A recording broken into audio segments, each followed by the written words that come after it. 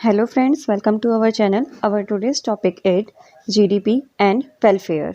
So let's get started. Why does the GDP is often not considered as a good index of welfare of the people?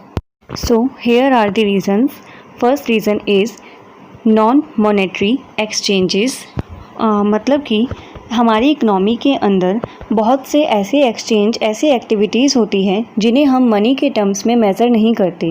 For example service of housewife, gardening etcetera. तो इन activities को हमने monetary terms में measure नहीं किया, but जो भी एक कंट्री की जीडीपी शो होती है वो ओनली मॉनेटरी टर्म्स की एक्टिविटीज़ का ही शो होती है. तो यानी कि मे बी हो सकता है अगर हम बिना मॉनेटरी टर्म्स के देखें किसी कंट्री की जीडीपी ज़्यादा हो सकती है, लेकिन क्योंकि उन्होंने उन नॉन मॉनेटरी एक्सचेंजेस को जीडीपी की कैलकुलेशन में इंक्लूड नहीं किया, उसके कारण उस कंट्री की जीडीपी उतनी नहीं दिखा रहे हैं जितनी एक्चुअल में होनी चाहिए. तो नॉन मॉनेटरी एक्सचेंजेस की कमी के कारण हमारी जीडीपी एक्यूरेट शो नहीं हुई. तो यही कारण है जिसके कारण हम जीडीपी को गुड वेलफेयर नहीं कह सकते हैं. Next reason is distribution of GDP. मतलब कि अगर हमारी इकनॉमी के अंदर पॉसिबल है कि जो हमारी जीडीपी इंक्रीज़ हुई है उसका जो डिस्ट्रीब्यूशन है, जीडीपी मतलब लोगों की इनकम होती है, तो जितनी भी लोगों की इनकम है वो ज़रूरी नहीं है कि सभी सेक्शंस में इक्वली डिस्ट्रीब्यूट हुई हो. मे बी हो सकता है कि रिचर सेक्शन को ज़्यादा जीडीपी मिली हो एंड पुअर सेक्शन से कम जीडीपी हो. तो यानी कि अगर किसी भी कंट्री की जीडीपी इस केस में इंक्रीज़ होती है तो क्या होगा, रिच सेक्शन और रिचर हो जाएगा एंड पुअर सेक्शन और पुअरर हो जाएगा. यानी कि दोनों के बीच का जो गैप है वो और ज़्यादा इंक्रीज़ हो जाएगा.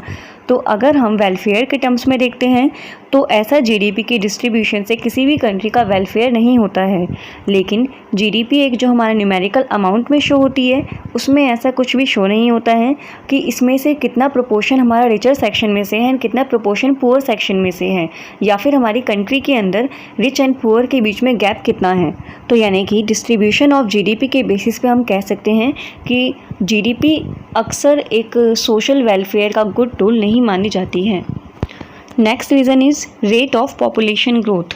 रेट ऑफ पॉपुलेशन ग्रोथ का मतलब क्या है कि अगर मान लीजिए किसी कंट्री की जीडीपी, हम एग्जांपल के साथ समझते हैं इसे, लाइक 2019 में किसी कंट्री की जीडीपी 1 लाख रुपीज़ थी एंड उस टाइम की जो पॉपुलेशन थी वो कितनी थी, 10,000.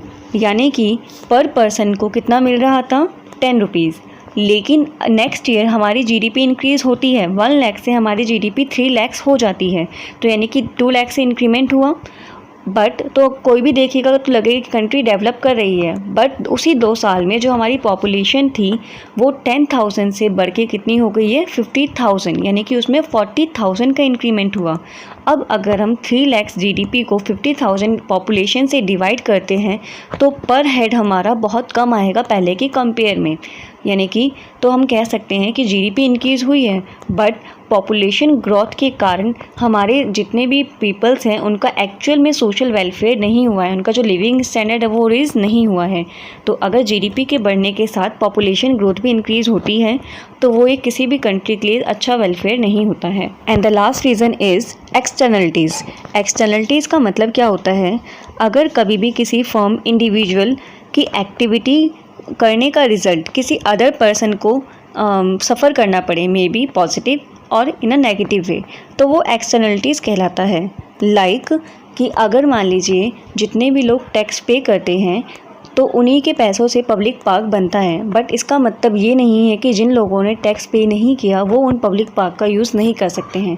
तो यानी कि इसमें पे किसी और ने किया बट उसका बेनिफिट अदर पर्सनस को भी मिल रहा है. उसी तरह से नेगेटिव एक्सटर्नलिटीज़ का एग्जांपल क्या हो गया कि अगर एक फर्म जो है कोई भी गुड्स का प्रोडक्शन करती है अपने बेनिफिट के लिए, प्रॉफिट अर्न करने के लिए, लेकिन उस फर्म के स्मोक से जितने भी आसपास के रिवर्स हैं या फिर जो विलेजर्स हैं उनको हार्म होता है. तो यानी कि क्या हुआ कि इसमें बेनिफिट तो फर्म को हो रहा है बट उसका जो नुकसान है वो किसको सफ़र करना पड़ रहा है, आसपास रहने वालों को. तो ये हमारा नेगेटिव एक्सटर्नलिटीज़ हो गया. एंड जीडीपी के कैलकुलेशन में जिन लोगों ने एक्चुअल में कोई पेमेंट नहीं की या फिर एक्चुअल में कोई नेगेटिव काम नहीं किया बट फिर भी उनको सफ़र करना पड़ा या फिर बेनिफिट मिले, ये इंक्लूड नहीं की जाती जीडीपी की कैलकुलेशन में. तो इसलिए हम जीडीपी को एक्यूरेट सोशल वेलफेयर का मेज़र नहीं कह सकते हैं.